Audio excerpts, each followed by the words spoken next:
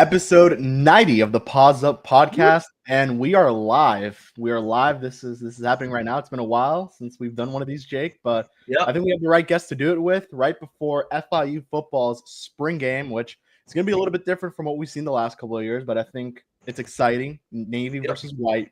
We're going to talk a lot of Team Navy today because that's what we have on this side today. But Jake, what's up, man? And I'll let you introduce our guest. Yeah, can you believe it? It is episode 90, Kevin. We're 10 away from 100 when we get someone really cool for episode 100. I know we're going to get someone great, but that's still all TBD. For now, we can celebrate this achievement. To everyone watching who's been with us since the beginning, we can't thank you guys enough. From 1 all the way to 90, it has taken years, but we here. And we have an awesome guest today, the offensive coordinator of FIU football, joining us from a 2-year stint with UAB, now with the Panthers, and like Kevin said, leading Team Navy in the upcoming spring game on Saturday at 3 o'clock. Nick Coleman, how are you doing, Coach?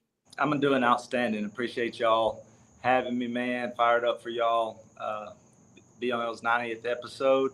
Y'all doing a great job. Love what y'all do, man. Love the support. Love that y'all got the universities back, the athletic departments back. So I'm honored to be here.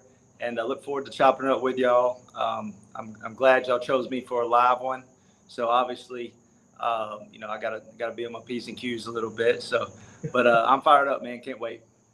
Yeah, let's do it. So, Coach, just when did you begin, playing football, and when you were growing up, and just when did you realize, this is something that you wanted to do full time? You wanted to be a quarterback, you wanted to play. Yeah, growing up, I grew up small town, country kid. Played multiple sports, was baseball, basketball my whole life. And then my parents are in the medical field, really didn't want me to play football, to be honest. It's kind of crazy that they shied me away from it, but football was always the sport that I loved the most. So, and then didn't really play until 8th grade. Walked right in, played quarterback. Always been a guy that just throws everything between, baseball, football, stuff like that. Walked in, started playing quarterback. Back then we didn't have quarterback trainers. I'm old. I mean, I'm not too old, but I'm old. But, now these guys now got guys to work with. So I was just enamored with the game. I remember my dad having VHS tapes. No one knows what that is either. And we ordered VHS tapes of this quarterback trainer. And I watched them over and over and over, teach me how to do an under center 3-step drop, under center 5-step drop, play action drop. And I'm just memorizing over and over and over. That was my quarterback training, was on VHS tape. So, going on and playing my high school career and be able to play for Coach Simmons, where I played in college, was a blessing and things like that. But it's kind of one of those things that, I was always a quarterback, was always, in my career, been a quarterback coach, been offensive coordinator, things like that. So I've been blessed to have that. But, from an early age, it was just it was one of those deals where it was ingrained to me early, and that's what I wanted to do, against even my parents and their thoughts and their things like that. So I'm kind of the black sheep of my family. My dad's a doctor. My mom's a nurse. My sister's a occupational therapist. She's married to a physical therapist. My other sister's a trauma nurse, and she's married to a trauma surgeon who's the head of ICU for a hospital. So I'm just old beat down football coach. You know what I mean? So it's but it's a blessing to be here, a blessing to be, where I'm at now. This journey's been crazy. So it's obviously take you different paths, to take my family different ways. We've lived in many different places, but I'm really blessed to be here right now.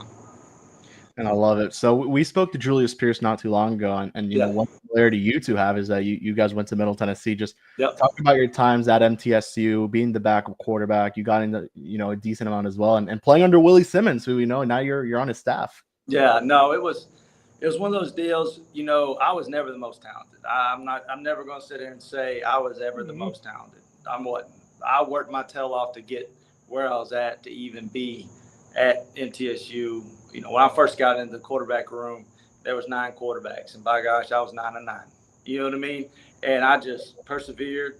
I worked, and eventually got an opportunity to play a little bit, my junior and senior year or so, and got the opportunity to play for Coach Simmons and be there with him and learn from him. So, my experience there was I was around a lot of really good people, some really, really good coaches. Coach Simmons, the head coach at the time, was Coach Simmons' coach when he played in college. They recruited him, so the relationship there was really good. The relationship I had with him, the head coach at the time, was amazing. So then that's why we were there, was because of him. And so, that's where I met my wife, and that's where that's where we met my senior year, and that's where I ended up coaching with Coach Simmons also. So, my time there was places are places, buildings are buildings, right? But the people there at that time were very special to me and my wife and my family. And it's as the winding roads happen, and I go my way, and Coach Simmons go his way, and Troy goes his way, and Gilstrap goes his way, and now we're all here back together. And it's like we haven't missed a beat. You know what I mean? It's like everybody went the other ways, and now we're back together, and we haven't missed a beat. And I'm so excited because anytime you can be with guys you trust and love, it makes work so much better. Small world, ain't it? To see all these guys come back like this. So when you were with Middle Tennessee, Coach Coleman, talk about facing FIU. Did you face FIU during your time there? What were your thoughts like that? That was back in the Sun Belt days when we were all Sun Belt, and it was we had some battles, and the year that my senior year, y'all came to our place. We ended up pulling it out, and then my junior year, I believe we were down here. I think y'all might have got us our junior year. That might have been TY's coming out party, if I remember correctly. And then my GA year, I mean, I'm getting old now, so I don't know if I can go all the way back freshman year and everything. But I know my GA year, we came up here, and we had to win to go to the bowl game. Y'all needed to win the conference, or you needed Troy to lose. And that night, we beat y'all to go to the bowl game, so we're excited. Troy lost. And then, so after the game, we were both celebrating. So, we end up winning the game to get bowl eligible and go to a bowl game. And then FIU, I believe they found out Troy lost, so they're hosting the conference championship deal up. And then we're excited because we're going to the bowl game. So it was kind of one of those deals where it was. And they didn't want to lose the game, but it was kind of a win-win deal. But that was my last time I'd been here. I hadn't seen the place, hadn't seen the advancement of the university, the advancement of the facilities and things like that. So, my last memory of FIU till I came down here for my interview was in 2010. So it's been a long road. So I'm curious because one thing that not many people know is that the last time FIU won at Floyd Stadium, where you guys will play today, was in 2011. Willie Simmons was the coach. Mm-hmm. Frank Ponce, Ed Pata were still coaches at FIU before making their second stint. Just what makes it so hard to win at Floyd Stadium? Well, it's an interesting place. It's unique. And playing on the road's hard. Playing on the road's hard anywhere you play, and anytime. And that's what the emphasis for your teams and our team especially is, trying to make that road game feel like home, right? And make the routine feel like home, because everything's going to be a little different, right? You're not in your locker. You're not sleeping in the normal hotel room that you're used to sleeping in on home games. You're sleeping in a random one, the flight, the travel. There's multiple distractions. So it's, the maturity of your football team has to be able to handle those, to go out there and block them out and play, and then you go into Floyd Stadium, and it's a little different, set up a little different. And, just the ins and outs of the conference, and guys can be. I do think teams can change year to year and things like that. It could be in a year where just last couple of years has been on and off where you couldn't go, but excited about the opportunity this year. Obviously, there'll be some former MTSU fans that'll be FIU fans now with the boys rolling in town. So we'll make sure we'll have them geared up. So we'll definitely have some guys in our corner and some girls in the corner that game because of our connections. So they'll definitely be pulling for us.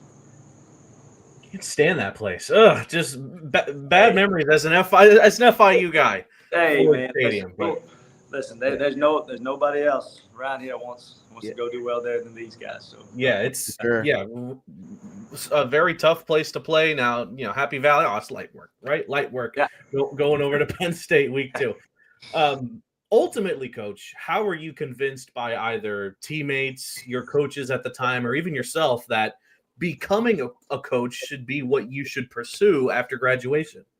It's an interesting story. Obviously, I gave you my background about my family with being in the medical field, and I was pre-med. I was pre-med and was going on and was knocking out all my stuff. Done my A&P. I've done my sciences, done my maths, and really had 2 more classes left. One physics left, and 1 more upper level biology. Then I was applying to med school, and then I was going to go do my rotations.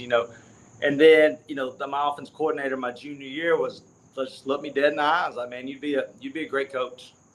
And I was like, say less. I was like, obviously parents, things like that were a little, whoa, what are we doing here? But, just at no point in time since I've had started my career, I haven't worked a day in my life. This is not work. This is joy. The ability to be around guys and develop them as not only football players, but as men, spiritually, socially, and athletically and academically. I mean, that's not real work. It is stressful. It has its up and downs. It obviously has heartbreak, and you have real high highs and real low lows sometimes. But within that, it's such a blessing to do what we get to do every day. So once I made that decision from that and went all in, it's kind of one of those deals where I told my wife, I was like, this is what I'm doing. We wasn't married at the time, and this is my plan for life. And I was like, are you in? And she's like, sure. So within that, I don't know if she knew what she was getting into, but, about 15 to 18 houses later and 15 years later, it's been a long winding road, and we're fired up to be here. That decision you spoke about began a decade-long coaching career. It started in NAIA with Faulkner University. It continued all the way to JUCO, FCS, and now the FBS where we are. Talk about that journey and some of the obstacles you faced along the way, alongside just some of your favorite memories about climbing up those ranks. Oh man, I got how much time we on this thing? Because I got some stories, boy. It's a live stream, so as much time as we need. Oh, I got some stories. No, it was like, and just to kind of give you again, it was 15 years ago, and so back then there wasn't any analysts or quality controls, or there was no what we call support staff that were basically coaches. You had your coaches and you had your GAs. And that was it. There was that we had one guy to do some recruiting, and we had our 2 GAs on offense, we had 2 GAs on defense, and we had the 10 coaches and the head coach. That was it. So within that, when I got done with my GA, I finished my master's really quickly, and they're like, hey, you got to get a doctorate. I'm like, oh, I can't do a doctorate and coach football. Like, this is going to get too crazy. So obviously it's kind of one of those deals to where like there was nowhere for me to go, even though if I wanted to stay at the time at MTSU, like there wasn't any analyst position or quality controls at the time. So it was real cut and dry. So I was like, man, I gotta get a job, gotta get to work. You know what I mean? So I took the first job basically that came open that I could get my feet wet and do something I wanted to do. And that was at Faulkner University in NAIA. And within probably 10 months, I was about 23 or 24. I was the offensive coordinator, and that was wild because I mean I had probably 6 players on offense who were older than me. I had a 29-year-old ex-receiver who just got out of the minor leagues that still played in the NFL as a long snapper. I had a 27-year-old Z receiver. I had 2 O-linemen older than me. I had a quarterback who was a year older than me. And I'm the offense coordinator. I'm in charge. You know what I mean? But I had a blast. We were the transfer portal before the transfer portal, and we were getting guys from everywhere, and we had a whole lot of fun. And it's kind of one of those deals where I would have never left at the time because I was having so much fun. But my wife was supporting us all. So she's a teacher, so she's doing everything. So I go to Mississippi Junior College. Make my way through there, kind of the same, similar story. Really learned how to coach there, to be honest. We had good players, but when I first got there, it wasn't quite what we needed to be. So we had to work in recruiting. We had to work really hard to just try to win games to get where we need to get. And then once we got the recruits in, we did our deal on offense and did a bunch of good things. And then obviously I was there, offensive coordinator there for 3 years. had an opportunity to go to Division I level, be a big-time coach, go to FCS. So did that, became an FCS coordinator the next year, and kind of worked my way back around. Then an opportunity to go to South Carolina and be the assistant quarterback coach there. I couldn't turn down a couple of years after that. And then obviously my time at UAB to get back kind of that way and things like that. So, it's kind of one of those deals that the people that I've gotten to be around 15 years of this and 100 guys on every team. And now they're seeing them grow up, seeing them become coaches, seeing them become successful in life, seeing them get married, seeing them have children, seeing them wanting to bring their guys. I just had my former quarterback hit me up today, and he's married and things like that. He's like, Coach, I need one of those 305 shirts. I mean, I hadn't coached him in 13 years. And he's like, Coach, I need some of that 305 gear. That stuff's sweet. I said, well, I'll get you some. You know what I mean? So being able to see that and see, their journey in life is truly what's been really good about this profession that we're in and the level that I'm at now. And guys are excited for us. We got a lot of FIU fans out there just from the guys that we've coached for the last few years as a staff. So we're, it's pretty cool, man. I've been blessed. You can call it I came up the hard way. You can call it I came up the long way. You can call it whatever you want. But listen, I wouldn't trade it for the world. Trade it for the world. I've coached. I've recruited almost every state in the country. I've spent weeks in California, Texas, Philadelphia, New York, Boston, Chicago.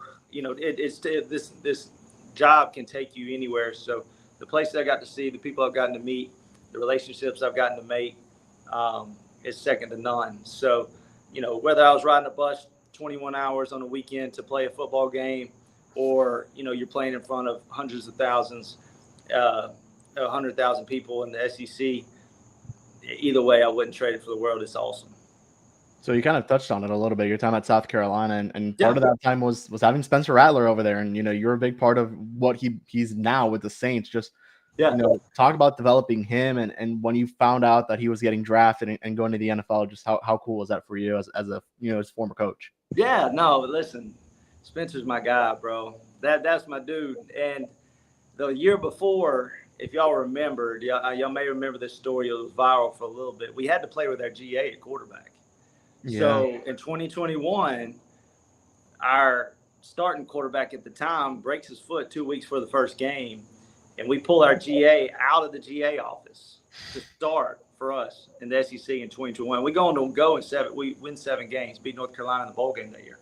End up playing 4 different quarterbacks, finding ways to win, tough wins, hard wins in the SEC, and then we end up going to the Duke's Mayo Bowl, beat North Carolina, and the week of 2 weeks before we were getting ready for that game, we find out that Spencer Rattler wants to come, right? Like, he's interested in us, we're interested in them. So obviously he comes on the visit. We spend time with him. Like, dude, this dude is awesome. You know what I mean? So it was a blessing to be able to have him and coach him. We had some big wins, some fun wins. I mean, I grew up in Tennessee, and we beat Tennessee 61-38 that night. That was fun. I grew up rivalry games. We got to play in the swamp. We got to do things like that. I grew up watching those games, Jefferson Pilot Sports back in the day before SEC Network. And then, the big rivalry games, we go in and beat Clemson 31-30 last year. Opportunity to be able to coach against Notre Dame in the bowl game so those are the experiences, right, that I got to have. But Spencer's awesome, great guy, man's guy, loves to play golf, great family guy. Mom and dad are awesome. Very excited for him. When he was picked by the Saints, it was funny. My son and I were at my my whole family was at my daughter's softball game, travel softball game around the Southeast somewhere in the spring. And he's literally got his New Orleans Saints shirt on. And a few, we're sitting there, we're getting some lunch. And a few minutes later, boom, he's drafted by the Saints, and he's got a Saints shirt on. So I took his picture, I sent it to Spencer. I was like, he put it out in the air, he got it, all that stuff. So it was exciting, but he's awesome.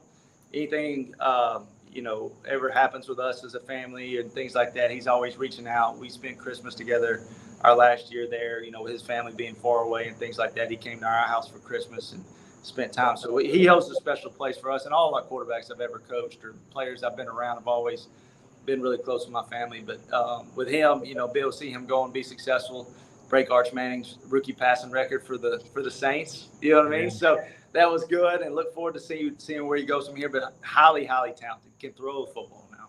He can make any throw on the football field. So I look forward to seeing what happens now with the Saints and where they're going. But definitely, he's got some Saints fans here. So you go from South Carolina to UAB, joining Trent Dilfer there for 2 years. Talk about that experience. You had Jacob Zeno there. I mean, I think now he's at Texas A&M, I want to say, and he's doing himself really well. And you know, and didn't go the way you guys wanted, of course, but still, I mean, you were able to develop a really good quarterback and you know, an offense that really showed up and showed out in a couple of games for sure.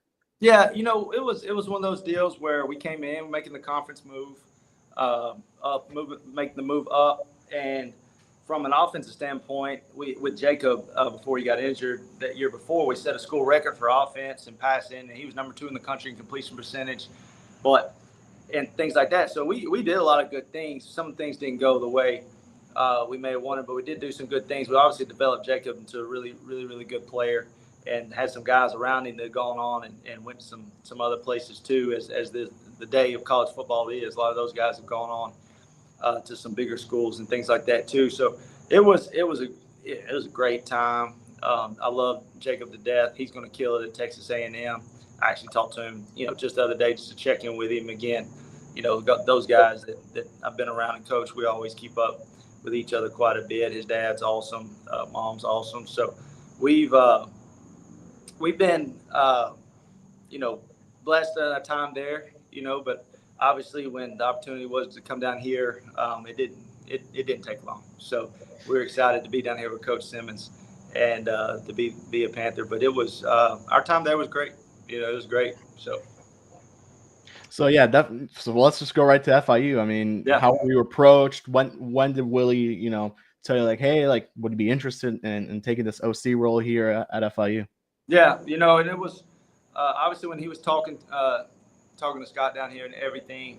I was in the loop a little bit, you know, between, you know, me and Gilstrap and Troy.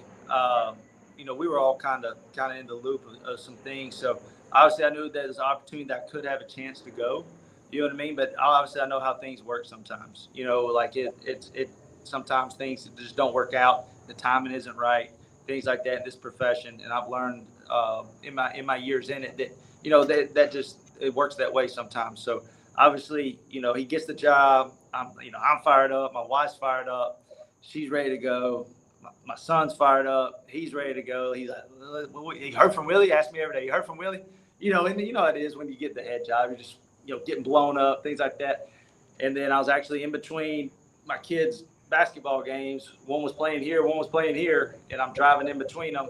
And Willie calls me. I'm like, I told my wife to say, I'm taking this right now. So turn the radio down. So we talked for a few minutes. He offers me the offense coordinator job. I said, I'll be there tomorrow. When you need me, when you need me to get there. So, you know, it wasn't like, hey, I got to talk it over and things like that. It was when you need me to be there and let's get to work. So, you know, it wasn't a hard decision.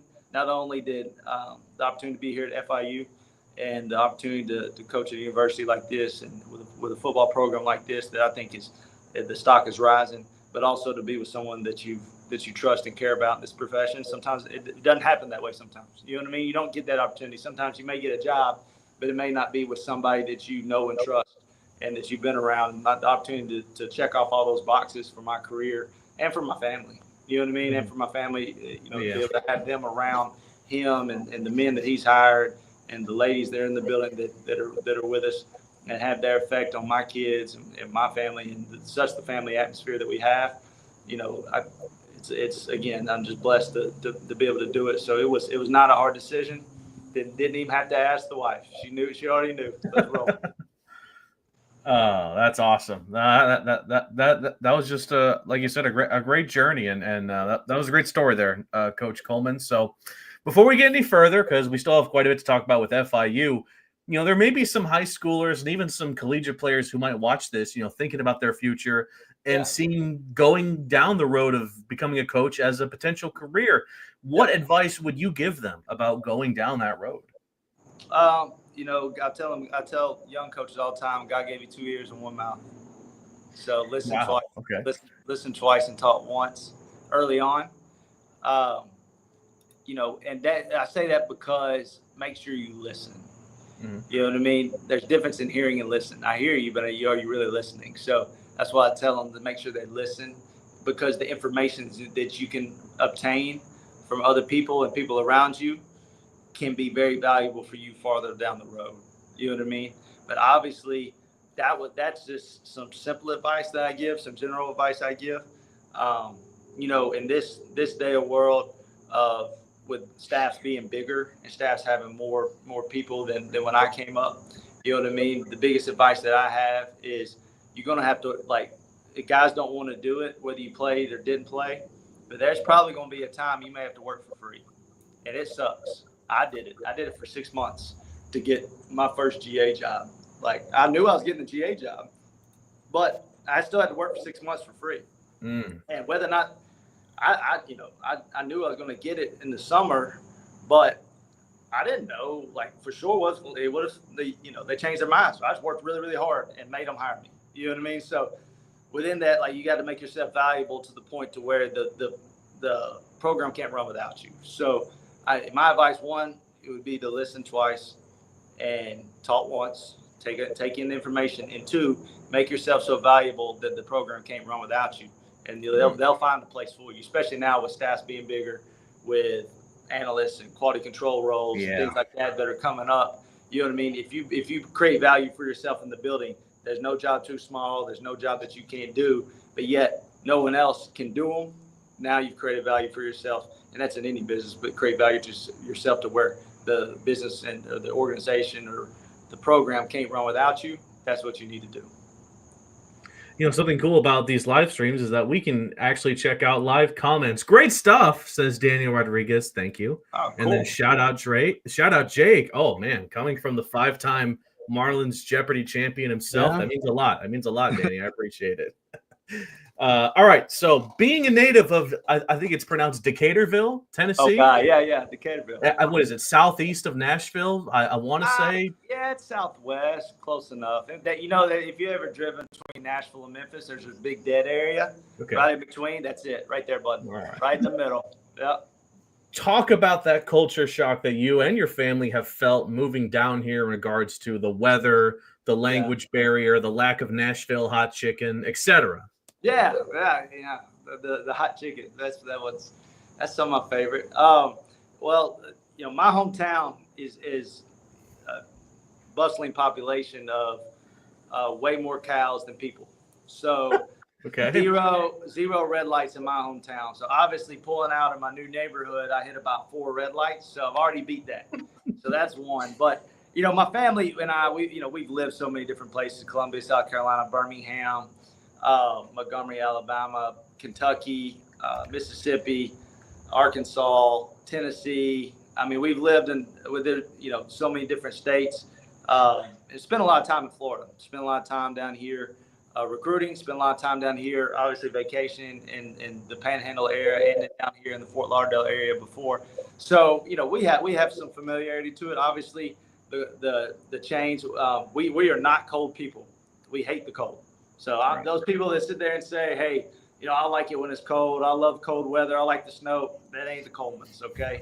We like sunshine. We like flip-flops. We like palm trees. I like Jimmy Buffett. And that's kind of where we are. You know what I mean? So the be able to fit in down here and the lifestyle and the sunshine and the vibe, I believe we're going to be just fine.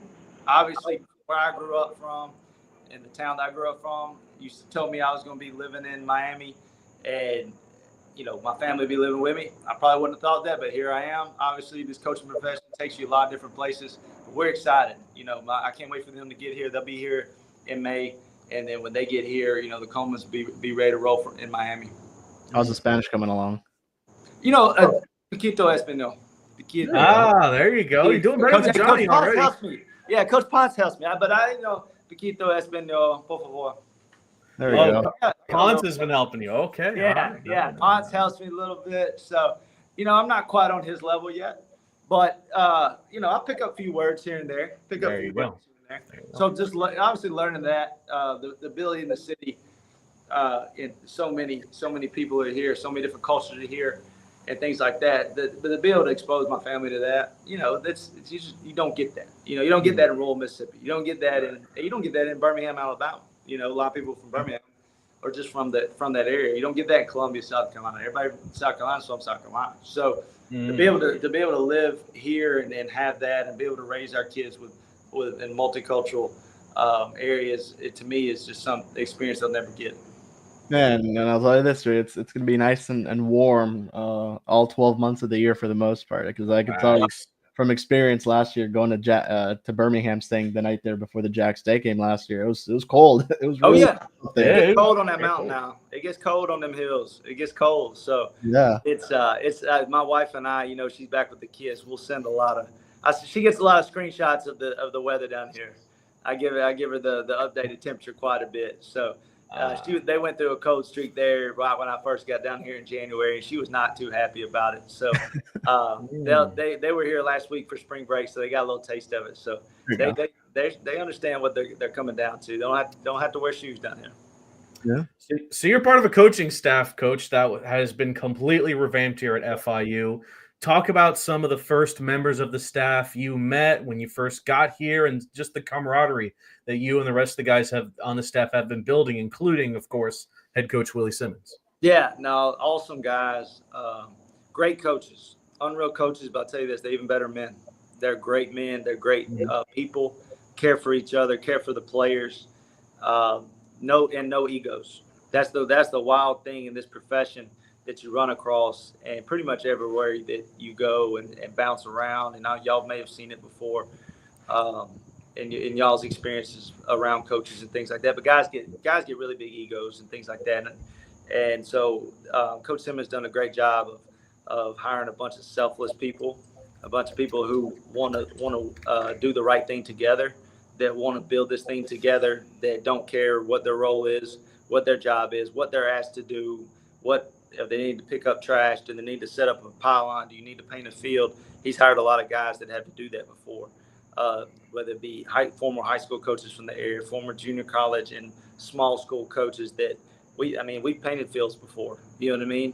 We've washed the jerseys after a long road trip, and at 2 a.m. in the morning had to put the bleach on them so you don't get the grass stains on your white away jerseys. We've all done that before. So within that, he's hired a bunch of guys who came up in the way that ipso facto kind of earned it.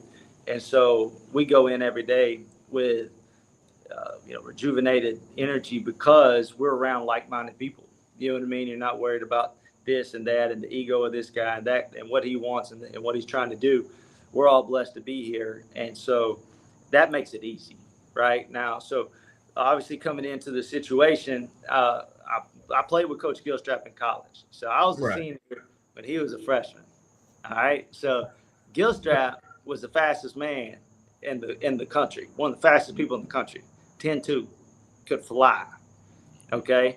So he comes in when I'm in college. We've been hearing all about him. A little bit of internet back then, but not like social media. You know what I mean? So you're not like you would have seen, like you knew, like you heard about him, and then he comes in.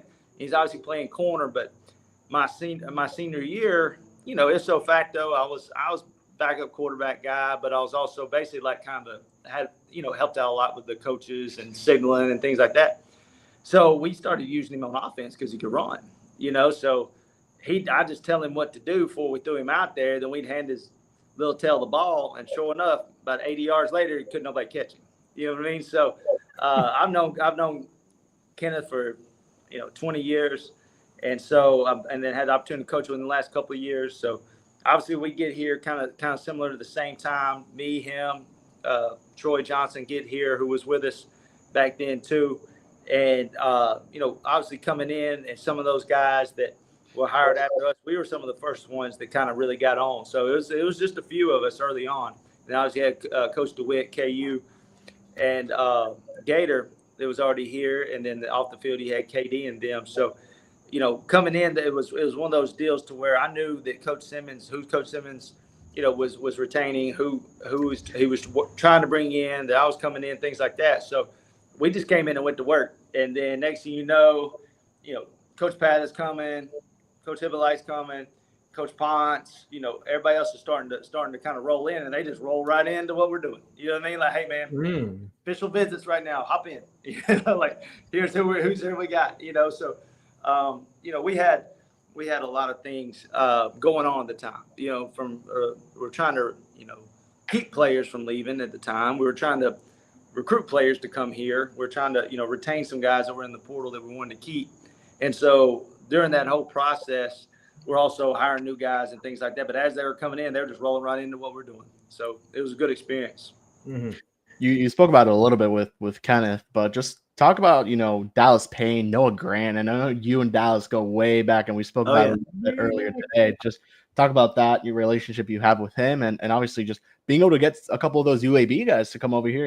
Gilstrap being able to get Noah Grant, who will probably be the main kicker for you guys, and then you getting Dallas Payne, who I know is out for the spring, but will be a huge piece for the offense.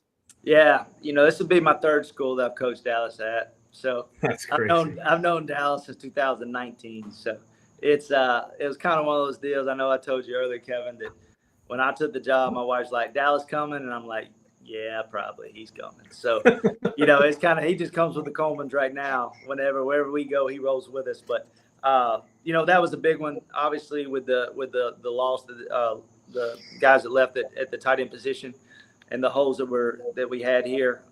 He came right in, did a great job. I mean, I said it earlier, the spring practice he had, the 2 weeks that he had before he got hurt, that's the best I'd seen Dallas look. And I told him that, and Coach Ponce did a great job with him doing that. So, it's kind of one of those deals to where he's trajectory-wise, he's still on a high trajectory. Is a slight little setback with his injury that he'll be back in May, June-ish type deal. So we're not worried about it. But he's like family to me. So having him here with me is just being able to see him every day. Like I've known Dallas since he was 18, and seen him grow and seen him, and now he's a father and his baby, and she likes to smile when I hold her and things like that. So stuff like that, little things like that. And his mom trust him with me and my family that we're going to take care of him and Coach Simmons. So, that's a big deal to me. And it's obviously it's a comfort level for me having him, because I do know what he's about. I know what his goals are. I know what his work ethic like. I know how to get him going. And, and he likes to be coached hard, and I like to coach hard. So that works out well. And then bringing Noah with us, obviously Noah's with us before. So, Noah is an interesting dude now. That's a funny dude. And he's what, specialists are all unique anyway, but Noah's one of those dudes that's a football player though. So I like him. So he's good. So he's got a big leg, got great personality. He's a great leader. He's been around the game for a long time. So he brings that to him, and he's a mature dude, but he's a funny dude. So, it's big, man. Be able to have some guys that trust us and believe in us to come down here and come and try to get this thing going with a vision that we have and Coach Simmons has. It's big. Let's talk about Q1 Jenkins. This is a guy who probably comes in as probably maybe the top quarterback in CUSA at the moment, but you came in at a point where I believe he was still in the portal. Yep. What were those conversations like with him? I know he said that a big reason he came back, was the vision that Willie had provided him, and as well as someone like an Anthony Gator, who he knew really well in the year, told him to come back. But what were those conversations like with Keywan and, to come back to FIU, and what's it been like watching him this spring, getting your first taste of lights out? It's kind of one of those deals to where it's funny because he's in the portal. So I'm at my previous job, and you're watching everybody in the portal. So I watch him. I'm like, dang, he's pretty good. You know what I mean? I've seen him on crossover tape before, being in similar conferences. Then I'm like, dang, he's pretty good. So then, like a day or two later, whatever it is, Coach Simmons gets the job, and I'm like, ooh, we need to make sure we can. And he knew, he knew to make sure to try to keep him. I'm like, we need to work on that one. So obviously, Coach Simmons tells a story about him taking him out to eat, things like that. I know at the time, I'm like, I'm coming down, getting an interview. I'm talking to him. I'm getting to know him. We're talking on the phone. We're chopping it up. He's going to, Coach Simmons is spending all of his money trying to get him back. You know what I mean? Taking him out to eat, things like that. Coach Gator and them are just running up tabs, and Rusty Pelican trying to keep him back. So it was one of those deals to where I think, he wants to be here, right? Yeah. But he just wanted to, he wanted to know who was coaching him. That's all he wanted to do. He's a great guy, great kid. He's very highly talented player, but he's also he loves this place and he loves Miami and he loves to be in the city and he's got a lot of people here. And I think he just wanted to know who was coaching him. You know what I mean? And once he found out who was coaching him, once he heard Coach Simmons' vision, once we chopped it up a little bit, he just wanted to make sure he was good. Yeah. So before we start talking about the spring game, that's still a big event coming up. We got to talk about that soon. But before that, Kevin, we've gone on for a while now. I think it's time for a little bit of a news break. What do you say? Let's do it. All righty, here is my news break. Looking at all things FIU athletics and just FIU in general. So let's get right into it. Starting off with baseball. FIU infielder Alex Ulloa has been named the Conference USA Hitter of the Week. Ulloa delivered a stellar performance over 4 games this past week, helping the Panthers secure a series win at Middle Tennessee and claim victory in 4 of their last 5 games. The Cutler Bay native has started all 29 games at shortstop this season, maintaining a .316 batting average. He leads the Panthers with 28 RBIs and ranks among Conference USA's top hitters, 6th in hits and 4th in RBIs. It marks the 2nd weekly award won this season, as, of course, Kishan Fret earned the Hitter of the Week honors back on March the 3rd. Also, this was announced earlier today. Just thought I'd bring it up since we're talking about baseball. Due to unexpected or expected weather conditions over in Ruston, the series opener at Louisiana Tech on Friday, April the 4th, has been rescheduled for a 3 p.m. Eastern first pitch. So just keep that in mind as you're getting ready to watch the Panthers tomorrow. Next up is FIU men's soccer, as Coach Matteo Gasparoni has been promoted to the title of assistant coach. Gasparoni, a former Panther, spent the 2024 season as a volunteer assistant before earning his promotion this spring. Gasparoni repped FIU in 2021 and 22, playing a key role in FIU's success. He helped the Panthers capture the 2021 CUSA regular season title and in 2022 contributed to wins in both the American Athletic Conference regular season and the AAC tournament. Lastly, I know we're going to talk more about the spring game in a second, but FIU Athletics has announced all the activities, giveaways, and free cafecito at Pitbull Stadium that you can look forward to as the gates open for that event at 2 o'clock. It includes, yes, free cafecito shots courtesy of Café La Careta over at the North Concourse. Giveaways on entry that includes temporary tattoos, stickers, pom-poms, a gold vintage car photo op outside Gate 6, free caricatures on the North Concourse, Rory's Playground with yard games and a face painter also at the North Concourse, and last but not least, in-game giveaways including player autographed footballs and a t-shirt toss. So a lot of things to look forward to there at the spring game. So let's get right back into it. Coach Coleman, it's finally time to talk about that spring game. It's right around the corner. It's cool we're still doing this, right? Considering a lot of schools, turning them down. Still, talk about how you feel these practices have been leading up to this, where, FIU Nation gets to see what this team is currently looking like. Yeah, no, it's been good 14 days. Coach Simmons had a good plan about, kind of the direction we were going on the offense, defense, special team side, and we had a plan from an install standpoint. So every day we were challenging guys, not only from a physical standpoint, from a mental standpoint, with the installs and the things we were putting on them. So obviously, you're not going to go straight to senior year mathematics. You know what I mean? You're going to start early and build up. So within that, we had a teaching progression. We had install progressions. We had things that we were trying to teach them from a base standpoint to build up to those higher level of mental gymnastics when it comes to football.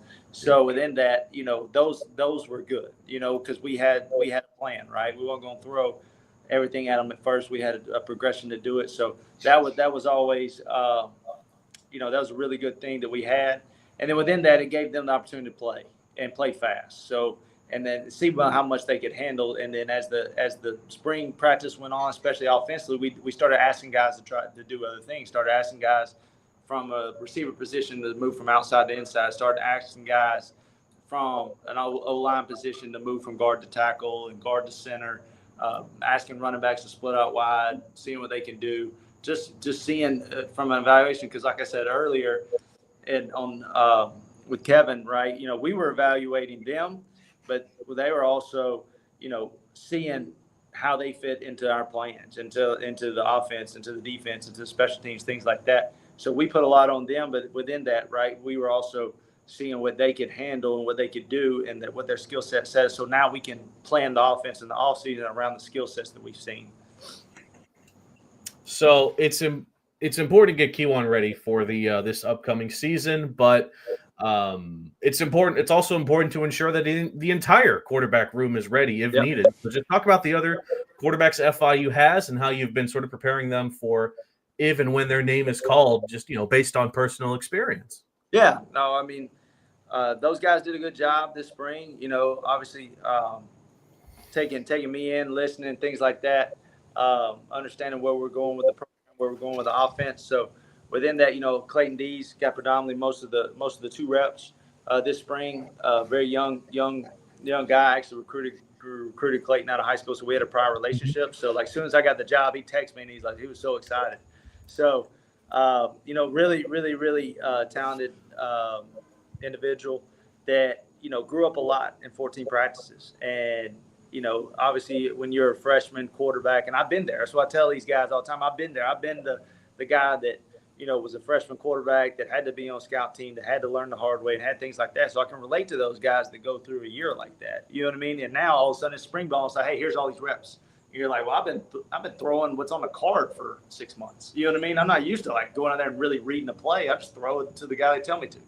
So now, being able to do that and go from that to be able to take reps to where there's meaning to them and things like that. I think that was an adjustment for him. But I'd say this the last couple of weeks, he probably was definitely playing at a real high level for himself and for the standard that he set. So I'm excited for him in the next couple of weeks and next couple of months, especially in May and June as he develops.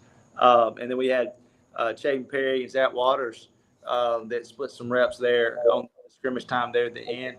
And they came in and did good jobs a couple of times. They led them, led the third and fourth string guys down for touchdowns and things like that. So they exceeded expectations at times too. So it was a learning experience for everybody, learning experience for me. Obviously, you're trying to see what your players can handle from a mental standpoint, what they can handle from a physical standpoint, what throws can they make. I mean, there's some throws maybe they can't make. It's okay, but don't ask them to do it.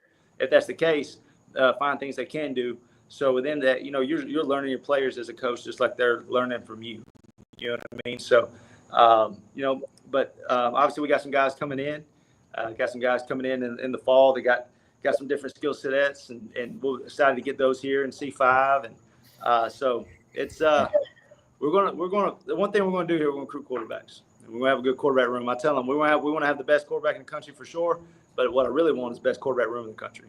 And within that, we take pride in that. We try to build that camaraderie. And there's only one of y'all that plays. I said, you're the only position on the field where only one of y'all plays.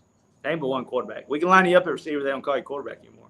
You know what I mean? So, yeah, you got to, like, as a quarterback, it is. Like, you're competitive. You want to be the guy, things like that. But we have to build the room to where when Lice throws a touchdown, we all throw a touchdown. When Clayton throws a touchdown, we all throw a touchdown. So that's the type of room I want to build. That's the type of guys I want in the room. And we're going to get there. We're going to build it, and excited about where it's going. So let's talk really quick just about this wide receiver room. I know we spoke about it earlier today, but this is an offense that is only returning 2 starters, Kewan and Jaheim Buchanan at the moment. So just, talk about this wide receiver room, just who stood out to you. I know you have Alex Perry. Juju Lewis is going to come back really soon, and that's going to be huge for you guys. But then you have the more experienced guys like a Kyle McNeil, Eric Nelson Jr., who we spoke about today. Just talk about that room. What stands out to you? How much have they grown throughout the course of this spring? We saw them go a long ways. Go a long ways. They started off in spring, and guys have had to move around. Guys have had to change positions as depth changed, and maybe a guy's banged up here, got a couple out here this day. They had to move positions, so maybe have to get outside of their comfort zone. But Coach Bross did a great job with them, getting them ready to go every day. But obviously, you talked about Alex. Was really impressed by him and his maturity, his leadership, his ability to be able to make plays in clutch situations, his ability to be able to move for his size. I mean, he's a big dude, you know what I mean? And he moves really well for his size. Kyle's done a great job at the opposite side. He's come along a lot this spring. I've seen him grow. And that's the biggest thing you want to see is the development and growth and for their trajectory and their stock to be going like this as spring ends. And that's where it's happened. You know, I mean, it started going in the direction that we want to see. And then we just tell them, you know, as we start building this thing in the summer and start getting into fall camp, that we need that stock to keep rising. You know what I mean? We don't need the up and down roller coaster dips. We need to just keep rising. So, but you know, those guys have really stood out. You know, Eric did a great job this spring. You know, he was another guy who was a redshirt scout team guy last year that, you know, was thrown in the fire pretty early, working with 2s and 1s reps, things like that, and made the most of every opportunity he had. You know, and he did a really good job. Excited about him, excited about his development in the weight room with Coach Hittman and things like that as he starts to grow up and get bigger and stronger. Samaj Demps had a good spring. You know, those guys. Samaj is a guy that, you know, had actually knew about him in high school, being up the road in the Pahokee area. That knew about him in high school, and he had a really good spring. He's got some explosiveness to him, can do some things. So it just, you know, with those guys, and like you said, not a ton of experience, but being able to bring in Alex that does have some experience. But those guys, I mean, the room is young, but they're all hungry. They want their opportunity. They want their chance. So we're excited to where it's going. But you know, it's one of those deals too where you know, those guys make each other better. They compete. You know what I mean? So you know how receivers are and DBs and things like that. They compete with each other. So they see one guy doing well, they want to match it, and then they want to raise their level of competition. So that's where I believe they made each other better. Is they're not, again, like they're not jealous of each other's success. They want to match it, and that's the type of team you want to build. Is you want to celebrate each other's success, but you also want guys that want to go match it and go beat it. And I think we're getting there. We're getting close. So I do want to ask you about Samaj because he's a guy who started as a running back and has kind of moved as a wide out slot. Like, you know, how do you kind of see his role with this team where he could play, you know, a multitude of positions? Yeah, no, Samaj is got some tools that he can help us with. Obviously, as a slot receiver, we moved him around some, let him do some different things. You know, he's one of those guys that I believe has learned how to study, learn how to get his head in the playbook, know what to do, understand the entire concept of the offense, not just my job. And then when that light came on for Samaj early on in the spring, I think it made him a better. Why am I running this route at this depth? Why am I taking this many steps? Well, you got this route behind you. You got this route on top of you. You know, you have to be in this area because the quarterback's dropped in timing. If you dance at the line too much, the quarterback's not going to have time. You've got to play faster. You got to do this. And he asked really, really good questions about that. And just like anything in life, when you're curious and you're asking really good questions, you're going to gain information and develop your knowledge of whatever subject you're trying to do. And he did a really good job of that. And I was proud of him. You know, you go in early morning practice in the morning. Samaj is in his locker really early in the morning, going over the install and studying like he wants to be good. He doesn't just show up 5 minutes before practice and throw on the stuff and go out there. Like he puts in the time. And I think that's where he took the next step, you know. So let's talk about the running backs. 3 guys who we got to talk about the draft strategy soon because you drafted Lyons, Owens, and AJ Allen all on the same team. That's gonna be fun for Clayton. But just talk about that unit. They're gonna be healthy. Just, you know, and then you have the depth with Corbo, Nate Henry, Clemens. Yep. Talk about that room. What stands out about them? Because you said it today earlier. I mean, those are 3 guys in Lyons, Allen and Owens that could start. Like those guys could start on any college team at the moment.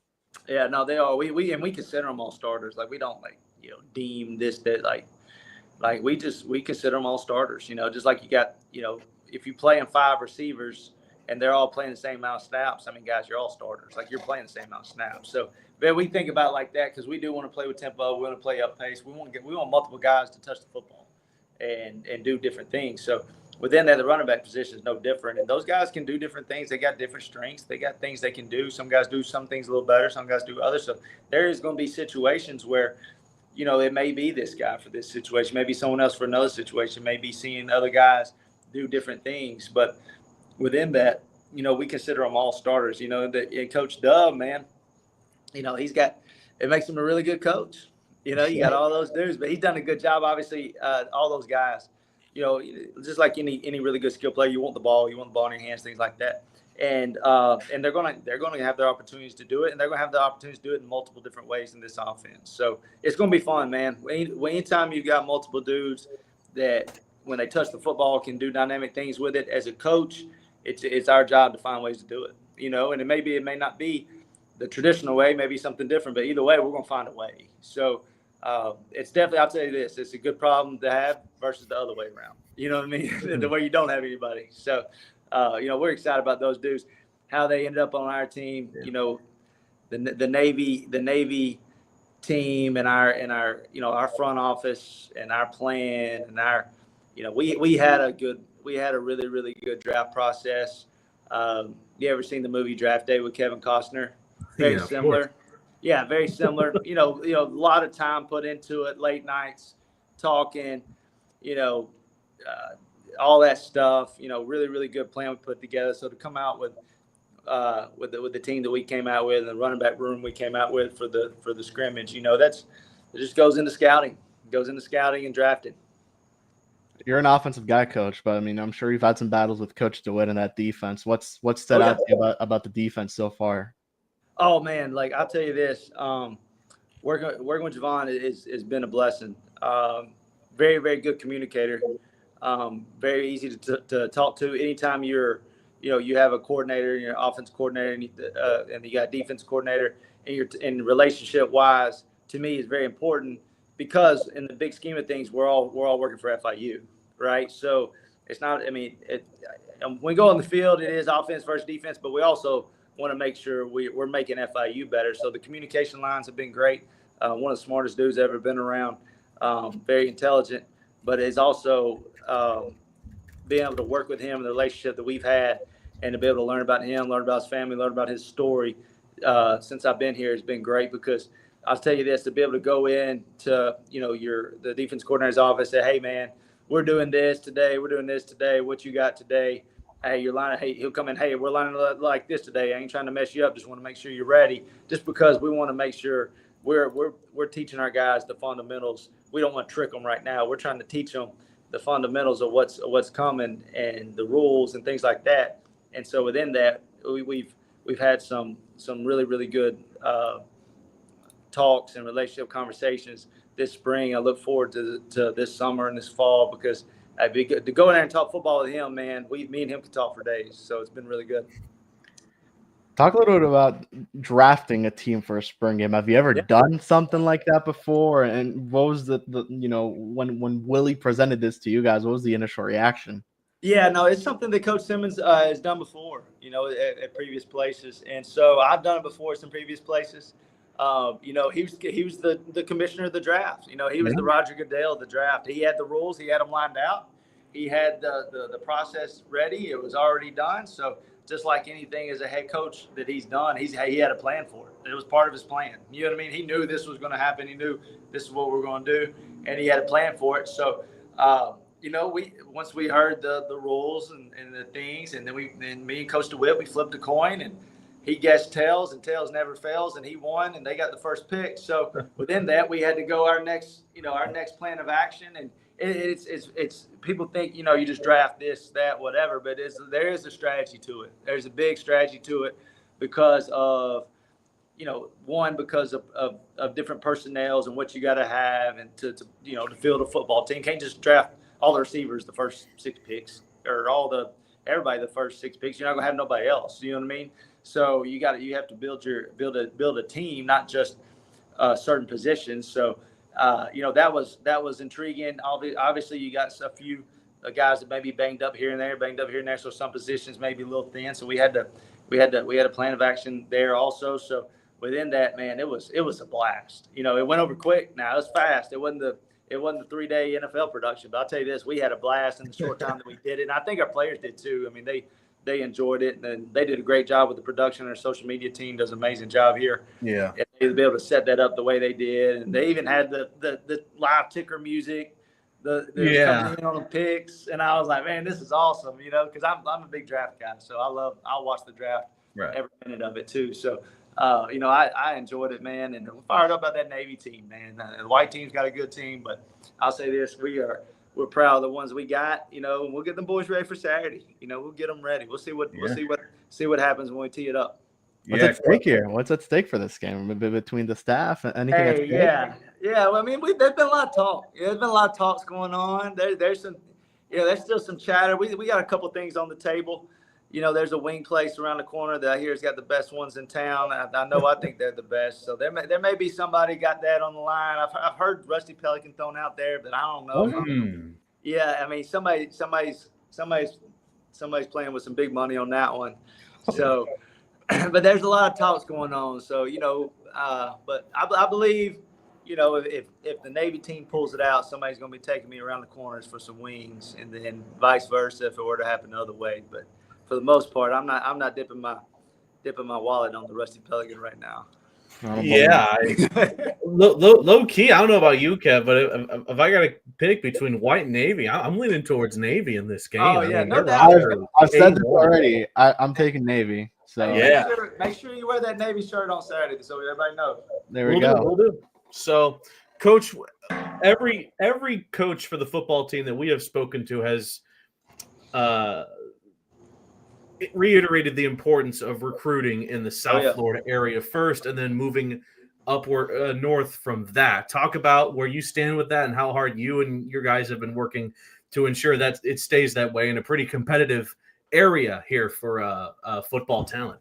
Oh yeah, and funny the crazy part is this is my first time working, in the Miami area, but I've probably been to Miami recruiting upwards to 15 to 20 times in my career. You know what I mean? And never recruited the area. Like I didn't ever have Dade or Broward as like my area.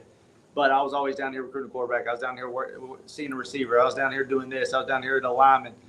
I was at Cardinal Gibbons. I was at Northwestern. I was at all these schools down here looking at players and signing players. So within that, I've always been in the, been down here and seen the importance of it, not new to it. So obviously, with the Tri-County area that we have and the amount of players we have within you can throw a rock and find great football players, we're going to do the best job we can to keep them here. And our goal is, everybody's got something to sell. Everybody's got different things. College football changes every day. But if you come around our building and you meet our head coach, who's the best head coach in the country, one of the easiest guys to talk to, and you be around the people in the building and the guys that you've had on this podcast, the guys that you've met in our building, the genuine part of it, we'll attract the right type of recruit.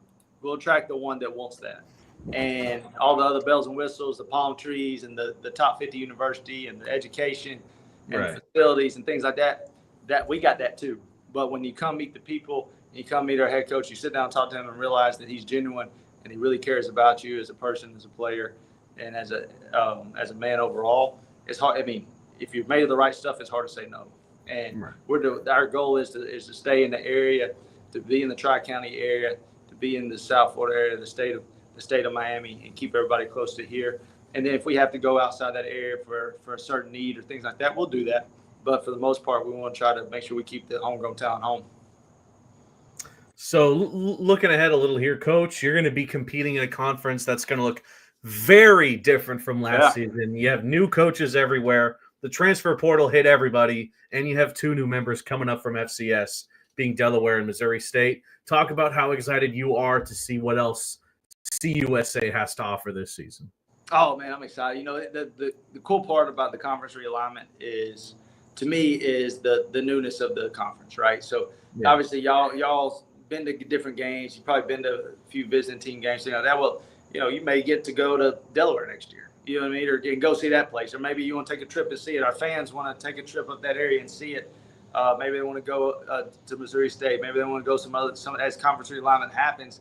That, to me, is one of the coolest parts, is being able to see new places, things like that for the fans, for the people in administration, things like and people like that. But, I'm excited just because of the opportunity that we have with our guys to go out and compete.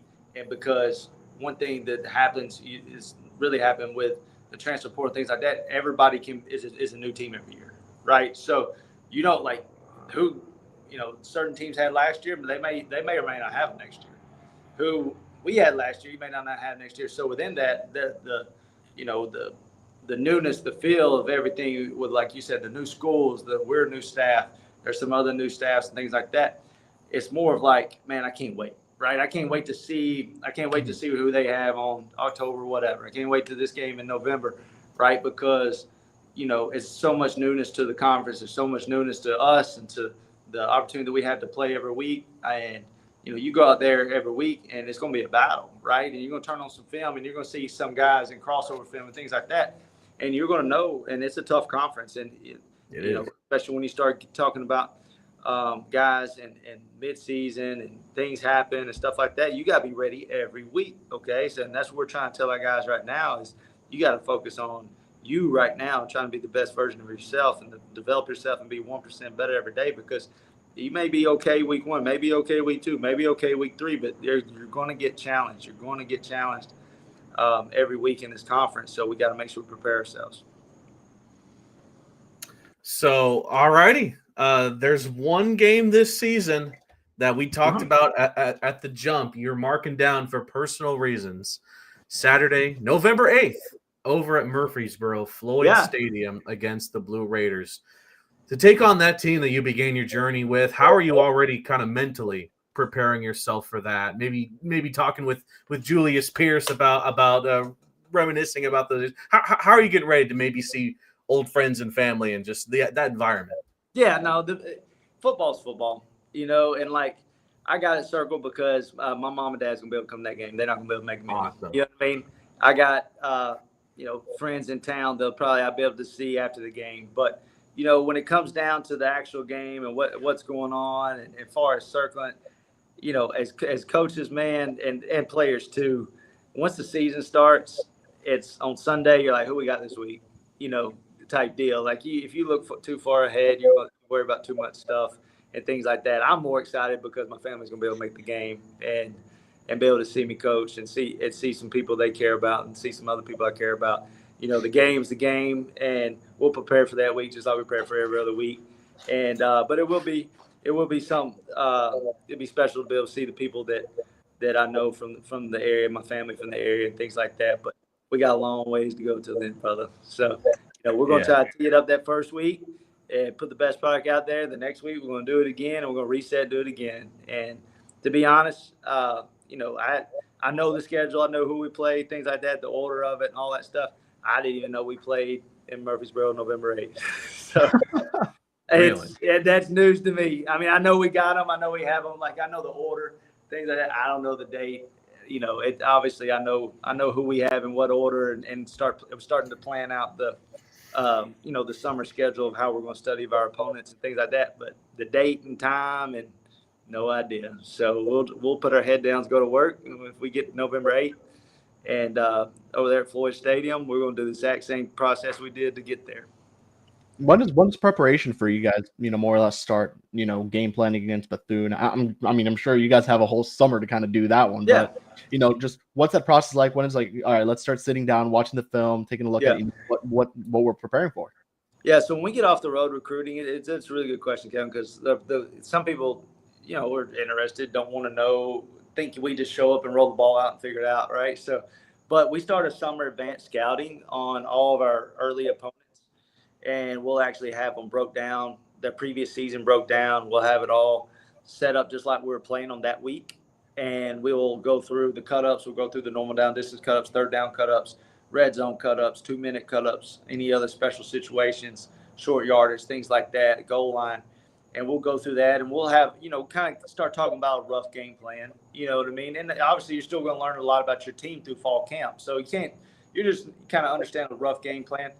And then we'll do that with the first few opponents before the season starts, because we'll have a good idea because they've already played those games the year before. Now, the interesting part is maybe that defense coordinator didn't coach there last year. So where did he coach at? All right, well, he was here. Well, maybe he was an assistant. All right, well, when's the last time he was D coordinator? Well, it's 2021 at this school. And then now you're finding that film. And now you're finding this. And then, you know what I mean? So a lot of times the rabbit holes that you go down trying to find the film on the coordinators or find the film on these coaches as job change happen, as things go.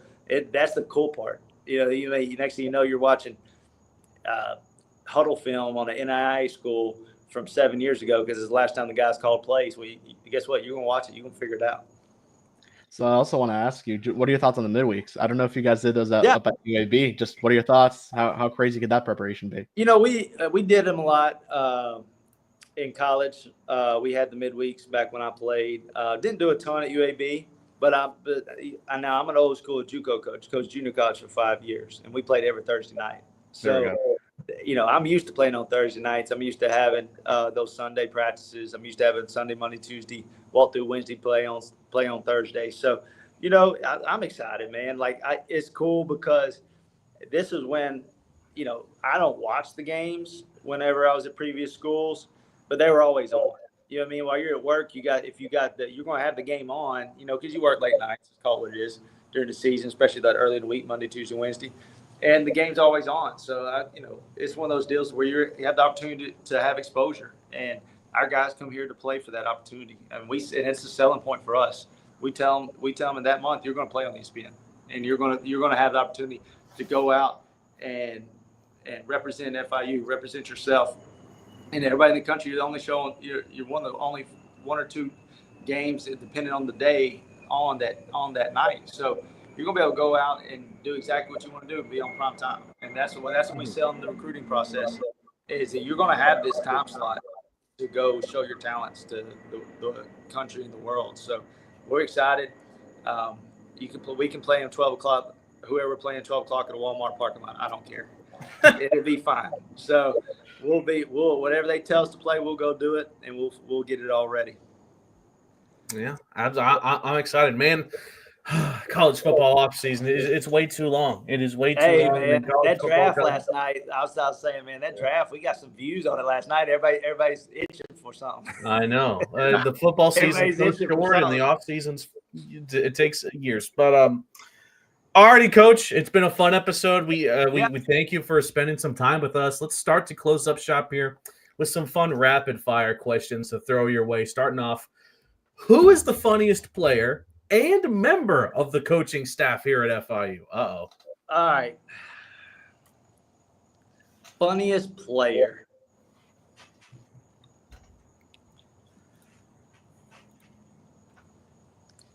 Red Snapper. The Red Snapper. That's a good pick. Funniest coach is Smitty Rock. It ain't even close. Wow, that's the second person to tell us that. All right. I'm second person to say that. Yeah. Yeah, Smitty. We got some characters on staff now. Don't get it twisted. Like, we got some characters on staff, but sometimes Smitty gets me laughing so hard my side hurts. All righty. Who is getting the aux cord and who is not getting the aux cord? And you could keep this to your coaching staff. Coaching staff, aux cord. I'm going with Coach Simmons because he got, like, Coach Simmons and me are very similar to age. Not telling any age around here. Very similar to age. I feel like the vibes be good. T-Roy would be a really close second. Troy would be a really close second. Who's not getting the – oh, no, I'll tell you this. I may take that back. Coach Hippolyte's got some good playlists. I've been on the road recruiting him and had to steal some of his playlists. So there's a few guys. We got good music around the office. We tend to have to go. Who's not getting the aux cord? I probably go with Smitty Rock. Really? He's the funniest, but may not be my aux cord guy. One, because I don't know if his truck even has an aux cord. Two, he may not know how to plug it in. Oh, no. What's on your playlist, Coach?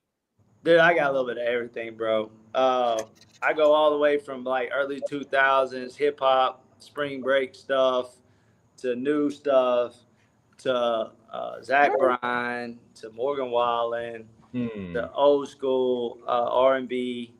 Then I go back into, like, all the old school stuff, like early 90s rap. I'm just a little bit of everything now. Depending on what type of mood I'm in. I mean, Jack Johnson, Jimmy Buffett, it could roll anyway, man. It could literally roll anyway. But it's depending what type of mood I'm in. But big concert guy. Love good concert. There we go. My wife and I, we like to go to concert. Been to Zach Bryan once, Morgan Wallen 2 or 3 times, Garth Brooks. Okay. So love a good concert. All right, so where is the go-to spot to grab a bite to eat on campus? On campus? Yeah. For me, it's the Smoothie King.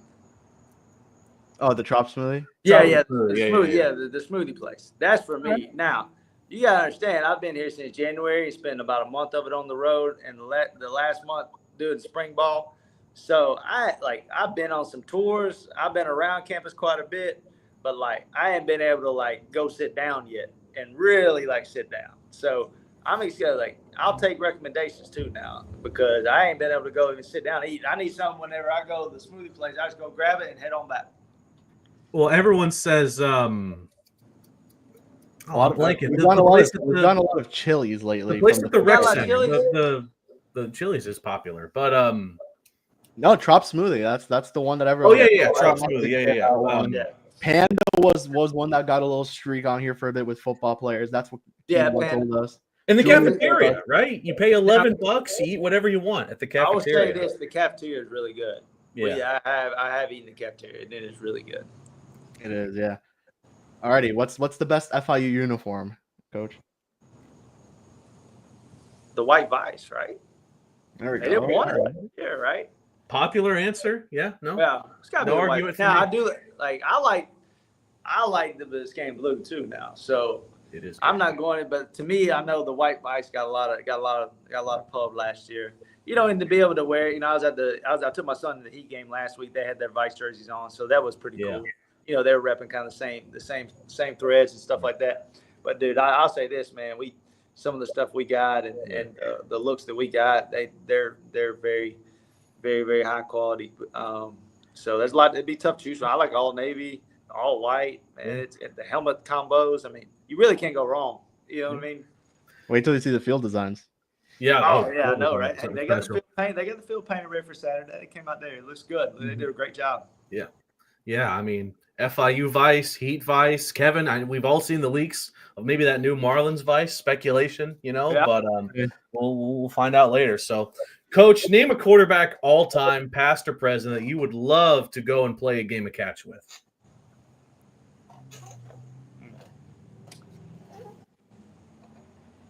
Peyton Manning. That's Sheriff. Perfect. Yeah. Grew up. That's cool. Grew up. Yeah. Okay. He was your hero.